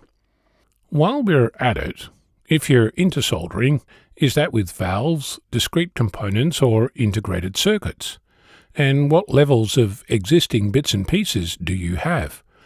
I'm asking because the racks of jars, component trays, and drawers I've seen over the past 15 years often rival the actual shack for size. In other words, when you're thinking about what you want to do, be specific. For me, amateur radio is more about computers and less about soldering irons. That's not to say that I don't own a soldering iron, just that its use is incidental rather than fundamental. Computers, keyboards, and monitors, on the other hand, for me, are part and parcel of my amateur radio experience. Truth be told, if I could, I'd try to eliminate all the analog radios from my shack and replace them with a single box capable of wideband operation across the amateur bands that I could control with a computer. I realized that this is not a universal picture of what amateur radio means, but it's what it means for me, because it represents the ultimate level of flexibility. That said, I love my FT857D. I have several other radios that I loan out from time to new amateurs, while they find their feet. I love to experiment with those as well, so my shack needs space for temporary setups. While I enjoy chewing the fat over a cup of coffee, I rarely get on air and make noise with anyone else. That's not because I don't appreciate it, but because I've yet to discover an effective way of filtering interference, a topic for another day. Even if you're not a computer nerd like me, there's a high probability that a shack today includes a computer of some description, for record keeping, propagation forecasts, logging, and digital modes. So it's a good idea to imagine yourself actually doing your planned activities and speculating what kinds of things you'll need. Like, where do you put your cup of coffee, your keyboard, and your Morse key? While we're discussing putting things down, think about the ability to actually use these things, not just where they live. It's no fun balancing a keyboard and trying to reach over the top to change the operating frequency, or having to strain your neck to look at the logging screen when you've made that elusive contact. So think about the ergonomics of what you're planning. Right now, I have a wire shelving unit sitting on my desk. It's 80 centimeters tall, 90 centimeters wide, and 30 centimeters deep. The two shelves are adjustable in height. Currently, one is at the highest point, the other has enough space to fit a base station radio underneath it, about 13 centimeters from the lowest point. It's not ideal since it means that the keyboard is in front of it. During the previous iteration, of which there have been several, my monitors were in front of this and the keyboard was an external one connected to a laptop to the right of the screen, allowing me to have two screens to display information. The idea was that I'd use the computer to control the transceivers using a protocol called CAT. This never happened, so operating was awkward to say the least, and as a result hardly used. Instead, the FT857D sat on top of the bottom shelf using a sound card to operate on digital modes. A slightly better operating angle were it not for the monitor that hid it from view. As I said, not ideal. I'm mentioning all this to give you a picture of at least one other shack. But in my experience, nothing beats going out to see what others have gotten up to. Of course, you can visit shacks online with the proliferation of photographs proud amateurs have shared. But there's a difference between looking at a photo and walking around someone's physical shack. So keep that in mind. Other space considerations are rarely, if ever, talked about. What space is there left for you to make changes to your shack? You might think that your shack won't change once you've built it. Here's a change: disconnecting the antenna in case of a thunderstorm. Here's another: plugging in a CAT cable, setting up an external speaker, or even buying a new radio. You name it, the shack is never done. So think about the idea of being able to walk behind the radio. If you think that's silly, put the shack on wheels. You'll thank me later. While you're walking behind your equipment, consider coax routing, a topic of its own, but being mindful of the need to actually get the coax from where it enters to your gear and how it relates to any electricity routing required to actually power your gear. One other consideration in relation to space is your chair. How much space does it need? Can you adjust it? Is it on casters or a wooden dining chair? Again, this can be as simple as a dining table, or it can be something more substantial. In my experience, a happier outcome is achieved if you spend some quality time thinking about some of the questions I've proposed. As you might have guessed, there's plenty more to explore. I'm Ono, Victor Kilo 6, Foxtrot Lima, Alpha Bravo.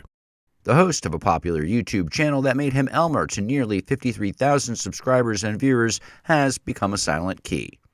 In many of the videos on his channel, Jim Heath, Whiskey 6, Lima Golf, introduces himself as your YouTube Elmer for ham radio basics. In his easygoing, personable style, Jim explained, in plain and basic language, the mysteries of SWR, grounding, antennas, and dummy loads. A popular presence on YouTube, Jim brought users directly into his radio room via a YouTube studio inside his shack.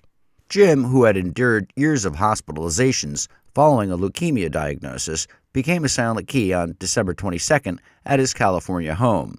He had been a ham since getting his license in 1964 with the call sign Whiskey November 6, Juliet Zulu Charlie. He had held his well-known vanity call sign Whiskey 6, Lima Golf, since 2004.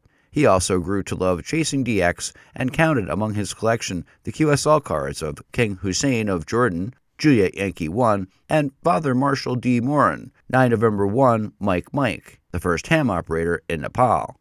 Jim had also been the owner of High Sierra, which made one of the first screwdriver antennas for mobile HF use. Over much of his adult life, Jim faced numerous health challenges, a disabling fall from a roof in 1998 while working as a building inspector, and a series of health crises later, including pulmonary embolisms, congestive heart failure, and severe osteoporosis. Then came the news he had leukemia. In his final months, he appeared on Hamstarter, the YouTube channel of Vince Dion, Victor Echo 6, Lima Kilo, and the two became friends. Vince described Jim as a good friend to many and an Elmer to all. Announcing Jim's death, Vince urged hams to continue visiting the W6 Lima Golf channel so they can learn from the best. You're listening to This Week in Amateur Radio, available worldwide as a podcast from our web at www.twiar.net.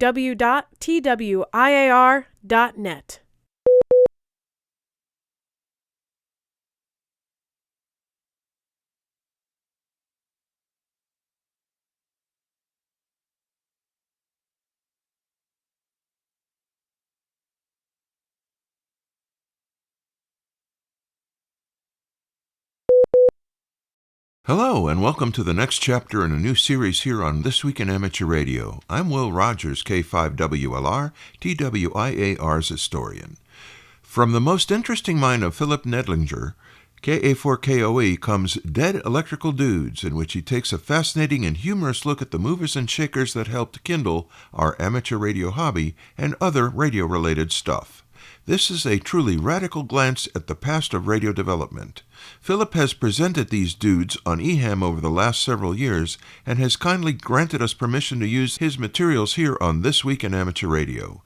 And so we continue with Dead Electrical Dudes number 2. This chapter stiff Nikola Tesla. Entered mortal coil 10 July 1856. Assumed room temperature 7 January 1943. Presented for your listening pleasure, we have Dead Electrical Dude number 2, Mr. Nikola Tesla, i.e. Sparky, since he had an affinity for large electrical discharges. Mr. Tesla invented many of the electrical devices and systems in widespread use today. It is interesting to note that the man started out his professional career as an electrical engineer with Budapest's version of Ma Bell. Tesla's contraptions and wild ideas resulted in some amazing toys being thrust upon mankind. Note the following highly abbreviated list of just a small sampling of his innovations. Alternating polyphase current distribution. Tesla's AC system won out over Thomas Edison's DC system.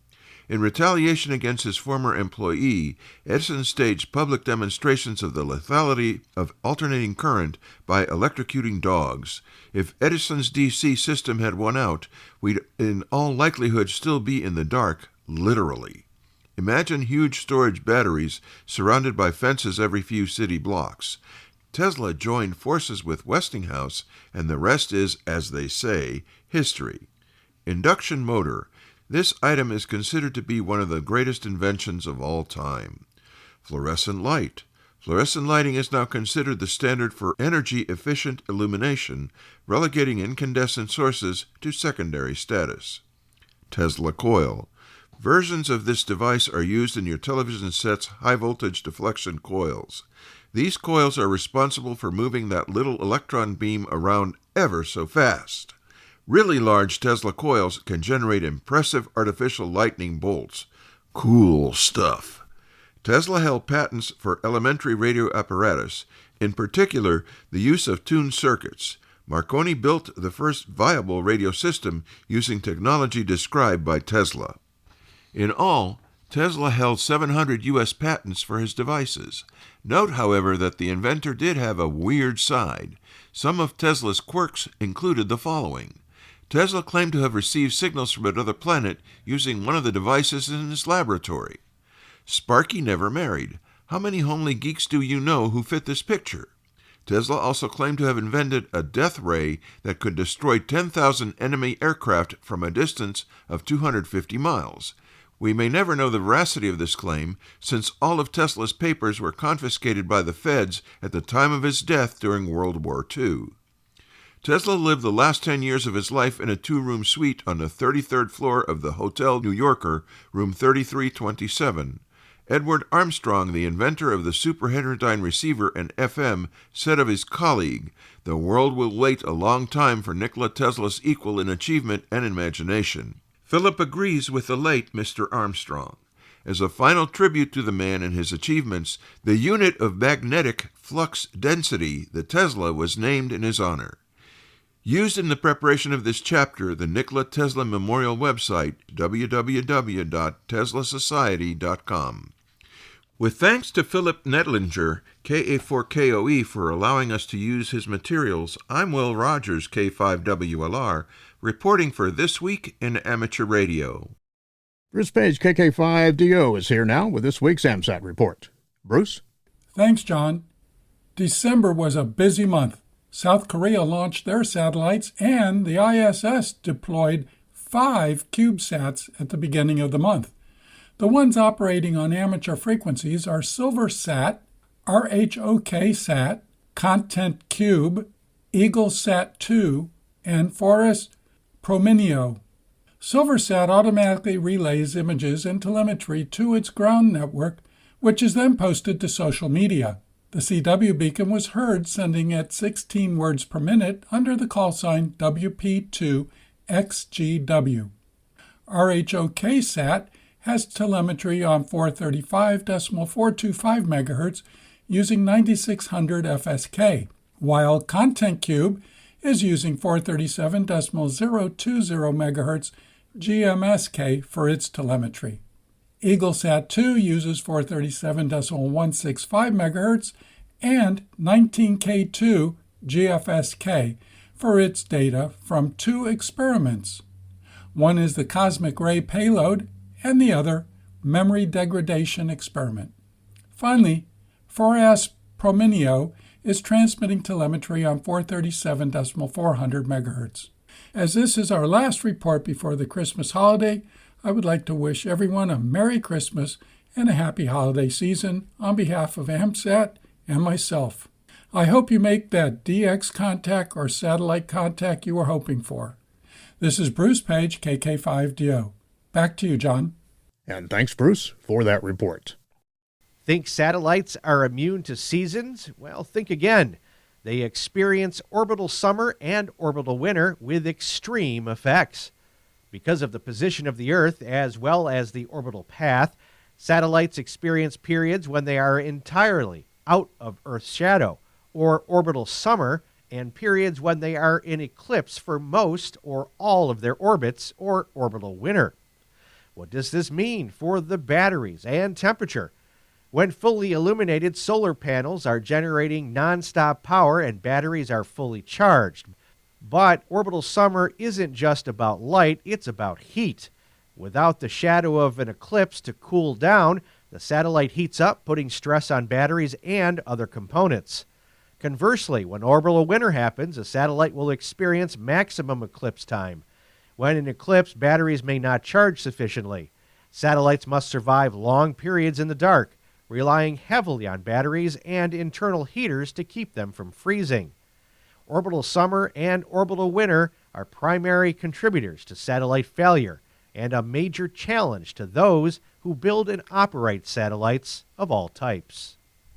It is time for AMSAT's satellite shorts from all over, and once again they are all really short. First, AO-123's FM transponder has been back in operation periodically over the past week.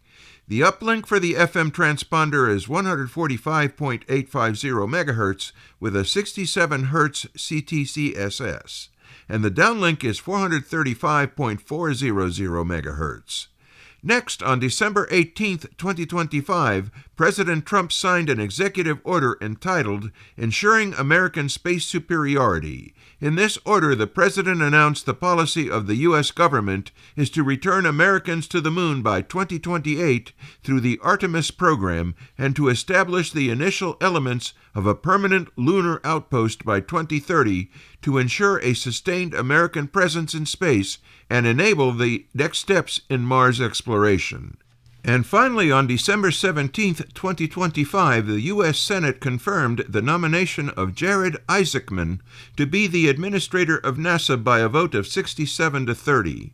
Isaacman took office as the NASA administrator the following day. The 2026 Southeast VHF Society Conference will be held on April 16 through the 19th in Macon, Georgia. All interested in VHF and above amateur operations are invited to attend. The conference will begin on a Thursday night social at the local establishment. The technical conference begins Friday morning and will include a luncheon with a guest speaker and continued technical presentations in the afternoon. The conference events continue with an evening flea market and hospitality suite. Saturday morning, the technical presentations continue and conclude early afternoon when the antenna range and rover display opens. The conference ends with an in-house banquet, including a guest speaker, awards, and door prize giveaway. Please visit www.svhfs.org for further details, which will include hotel and conference registration details and a call for papers. We pause for stations along the network to identify. We are This Week in Amateur Radio, available as a stream to your favorite digital device on Spotify, TuneIn.com, Overcast, iHeartMedia, and wherever you download your podcasts.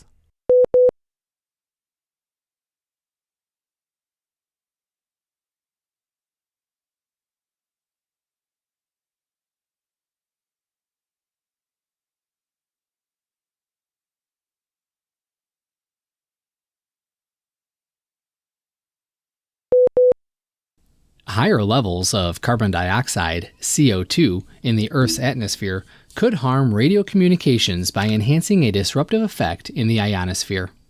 According to researchers at Kyushu University in Japan, who modeled the effect numerically for the first time, this little-known consequence of climate change could have significant impacts on shortwave radio systems such as those employed in broadcasting, air traffic control, and navigation.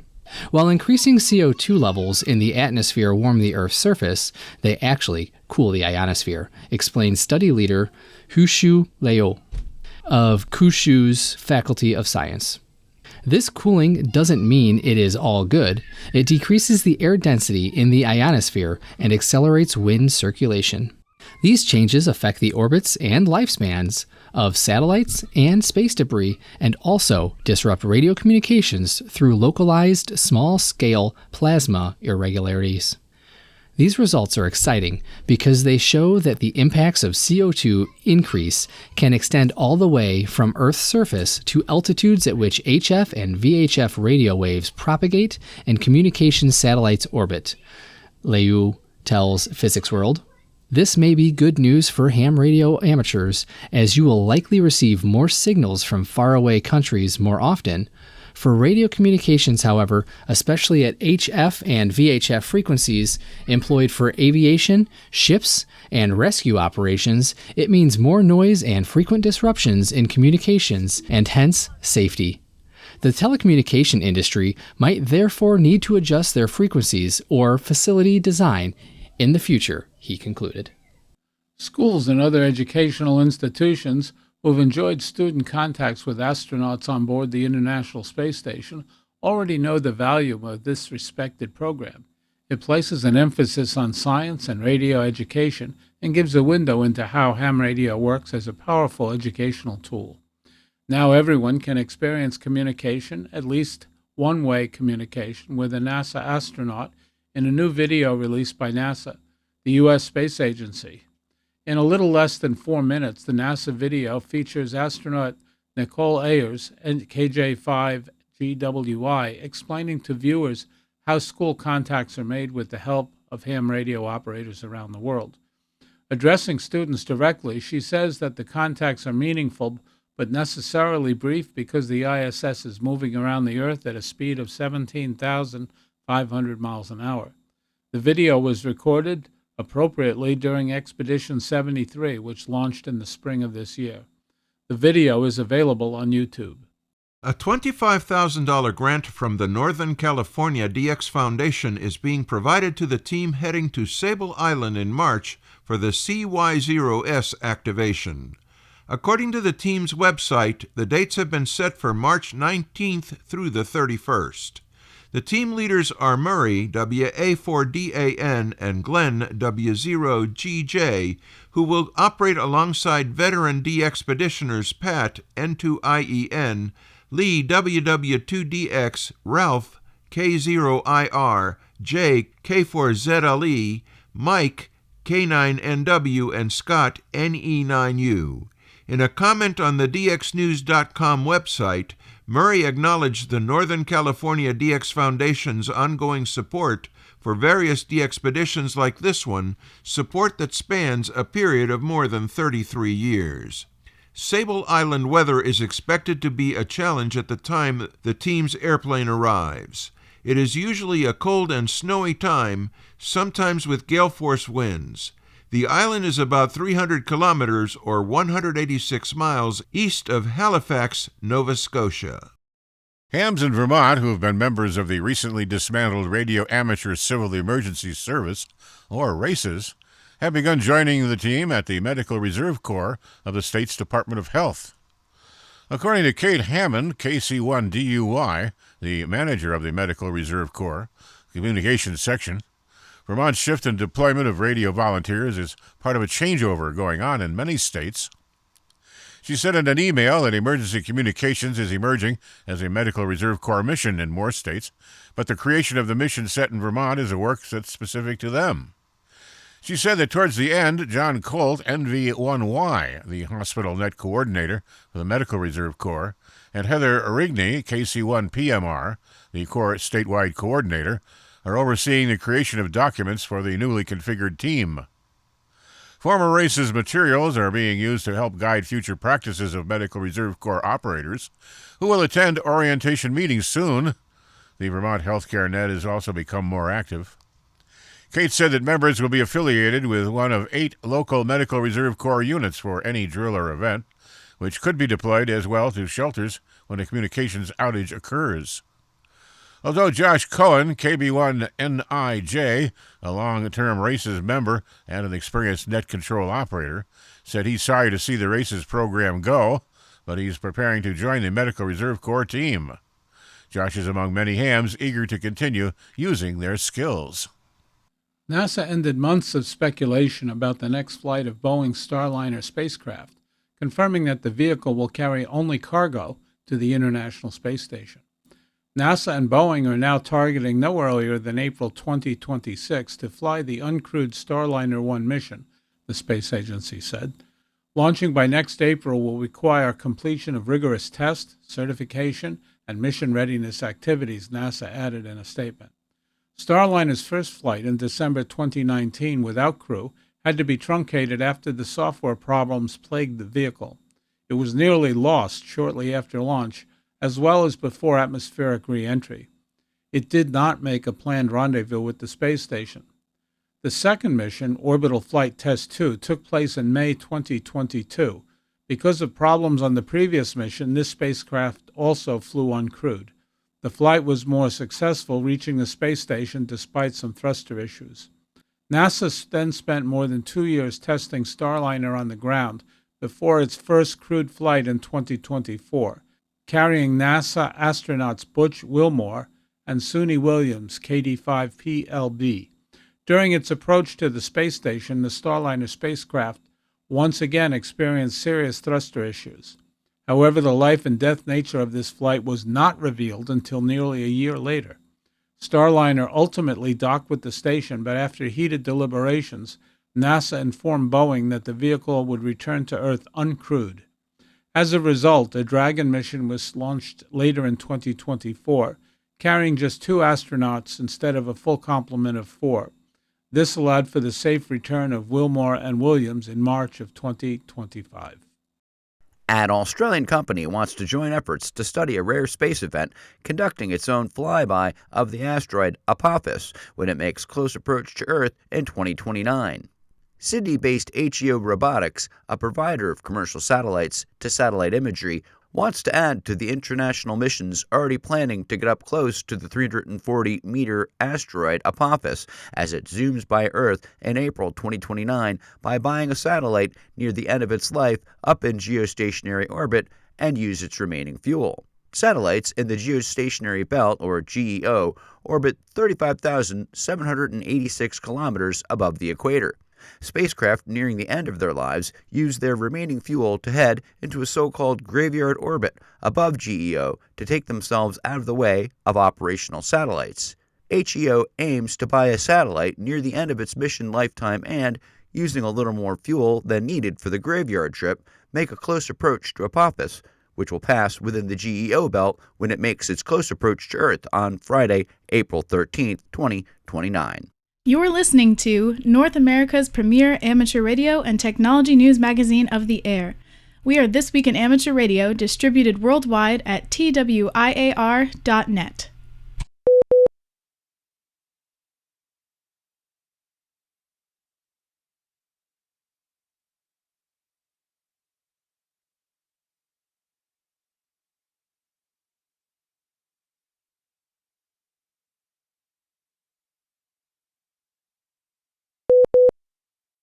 In our final story this week, the sudden assembly of thousands of people in one small, rural, 16-block-long Minnesota town in early December spurred swift and careful action from first responders and amateur radio operators. But this was no community in crisis. It was a celebration. The small town of Arlington, Minnesota is always happy to welcome newcomers, particularly at its annual holiday festival, Arlie Dazzle.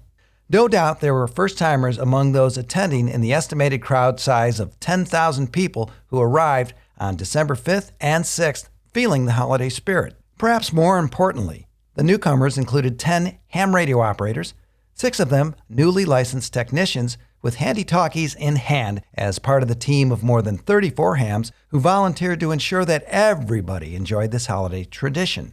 Don Burgess, KC0QNA, the emergency radio coordinator for Sibley County, said in an email, "This town event is one that a lot of my radio team really looks forward to doing each year, regardless of temperatures or weather conditions." The local police chief looks to us as his reserve officers in many aspects, and we never let him or the community down. He said the hams traveled from as far away as Minneapolis and St. Paul, the so-called Twin Cities, an hour away, to make sure things went smoothly, from setting up barricades for the 5K runners to setting up light generators for the parade route. The Sibley Emergency Radio Team Club, with Don as safety and logistics coordinator, have provided that reassuring presence for the past 16 years. The team is no stranger to community service at dozens of public events, even in nearby towns such as Gaylord. "This festival is one that's special," said Don. "It really takes on the mom and pop old days family Christmas vibes for sure. This team is happy to lend mom and pop a hand." This Week in Amateur Radio is holding open auditions for news anchors for the weekly national worldwide amateur radio news service.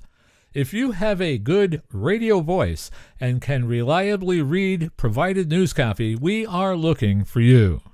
This, of course, is an all-volunteer position. An amateur radio license is not required. You must have a high-quality microphone, headset mics are not used, and be familiar with audio editing software to record and edit your finished news stories before uploading. If you would like to try out for a weekly or bi-weekly anchor position with North America's premier amateur radio news on air and podcast, please send an email to our producer, George, W2XBS. You can include a sample MP3 of yourself reading news copy sent as an attachment to W2XBS77@gmail.com. That's whiskey, the number 2, X-ray Bravo Sierra 77@gmail.com. Be sure and use Anchor Audition in the subject line. Please include your phone number and a good window of time for a callback to discuss your submission and our operating logistics to see if This Week in Amateur Radio is a good fit for you. We hope to hear from you soon.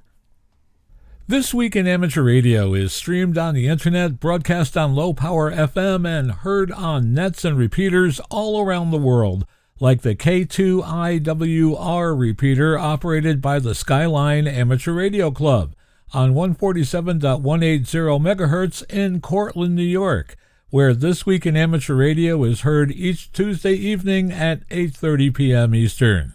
If you would like to have your club's repeater announced on This Week in Amateur Radio, send us an email with all the pertinent information to w2xbs77@gmail.com.